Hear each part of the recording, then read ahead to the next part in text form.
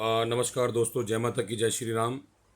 जैसे ही मैं आप सबको कुछ बात बताने जा रहा हूँ, वो एक बहुत बड़ा षड्यंत्र रचा जा रहा है मेरे मेरे परिवार के खिलाफ, जिसमें सदर बाज़ार, सदर थाना दिल्ली 6 और पहाड़ी धीरज की ये पुलिस है जो सदर थाने की, यहाँ के पुलिस वाले मुझे हरासमेंट और मेरे ऊपर झूठे आरोप और मेरे ऊपर झूठे केस लगाए गए हैं, जिसके कारण मेरी झूठी झूठी रिपोर्टें बनाई जा रही हैं, मुझे झूठा झूठा फंसाया जा रहा है। सिर्फ मेरा गुनाह एक ही था कि मैंने धर्मशाला और मंदिर को बचाने के लिए आवाज़ उठाई थी, जो लोगों की निगाह में नहीं थी, जो मेरे घर के सामने था।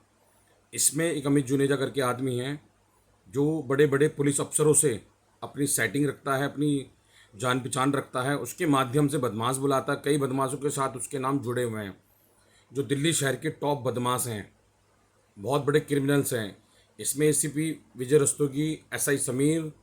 अब पुलिस का जो मेरे अपने खिलाफ जो एविडेंस इन्होंने बनाए हैं वो झूठे बनाए हैं, मेरे पे एक चीज़ के प्रूफ हैं, हर चीज़ है मेरे साथ। और मेरे को मानसिक रूप से बहुत ज़्यादा परेशान किया जा रहा है। और मेरे जो पिताजी हैं वेद प्रकाश, उन्होंने आज से 20 साल पहले ही हमें बेदखल कर दिया था हर चीज़ से।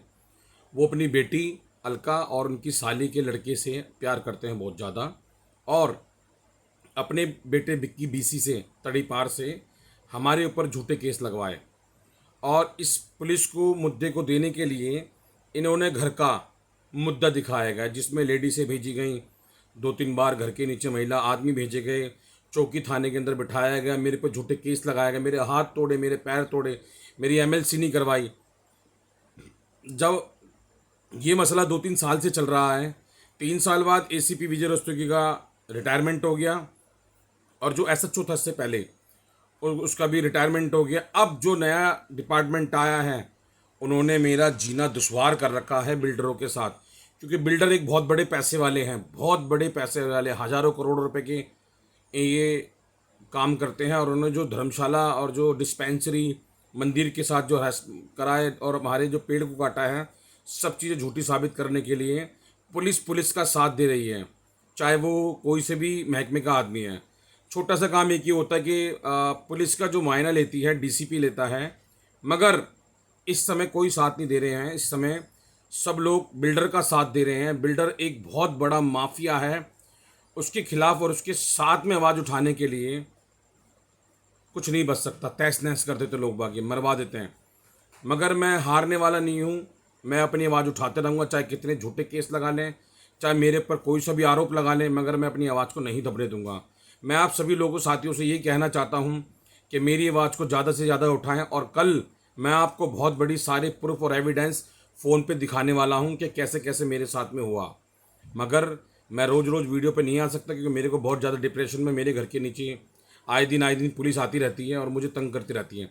सिर्फ और सिर्फ विजय रस्तोगी एसीपी को बचाने के लिए, जो रिटायरमेंट हो चुका है, समीर को बचाने के लिए, जिसने मेरे पर झूठे मुकदमे लगाए हैं, और धर्मशाला 1000 करोड़ से ऊपर की संपत्तियाँ, 100 करोड़ के फ्लोर बेच रहे हैं, मगर मैंने उसके ऊपर कोर्ट से स्टे किया था। मेरे घर में घुस के मुझे, मेरी बीवी को बंधक बना के, जिसको जिसको जो मेरी वाइफ 4 महीने की प्रेग्नेंट थी, उसके खिलाफ भी मेरे परिवार को मेरे से केस विड्रॉ करवाया गया, मेरे को बैठा के मैंने कंप्लेंट भी दी, मगर डीसीपी को, मगर कोई एक्शन नहीं हुआ।